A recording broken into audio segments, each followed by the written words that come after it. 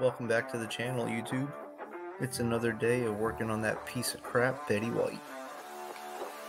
Today's project, dropping that oil pan. We started by ripping out the axle, give us a little more room to get to everything. Noticed lots of problems along the way. Now we get to the oil pan, and of course, more problems. The previous owner said that the oil pan was recently replaced. Yeah, I think it actually was. The only problem is they forgot to put about 5 or 6 bolts in it. And then 2 or 3 were just, I guess, what they had laying around. They broke a stud off. Here we go. So first things first, let's get the old one down and get it all down, and it's got a brand new gasket on it, but it's not very clean for just being done. I literally think they just took the old one off, didn't even scrape it, threw some RTV on it and a new gasket and slammed it up into place, because there was about 200,000 miles worth of crud on the bottom of this pan.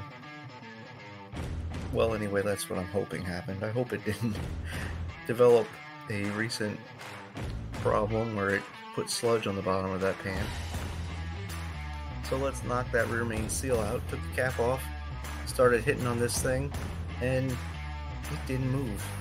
I just kept punching holes in it, and the rubber would just fall out on top of me. Yeah. How do you do an oil pan and not do a rear main seal on one of these 4.0s? I don't understand it, but here's where we're at. So I switched my attention to just finding the right tool. We used a couple of different punches, a drift, finally got in there with a screwdriver to make it move, and once it started moving, oh, I was relieved. At one point, I said to my son, we're just going to throw some RTV on this and put it back together. And, well, my judgment got the best of me. We did it right and got that old seal out, and it needed to be replaced. It was in there since factory. Now, kudos to Chrysler. They put really good seals in the back of this thing. It leaked a little bit, but it wasn't bad. I think the pan leaked way more. That's what I'm hoping anyway. So, got that new seal up in there.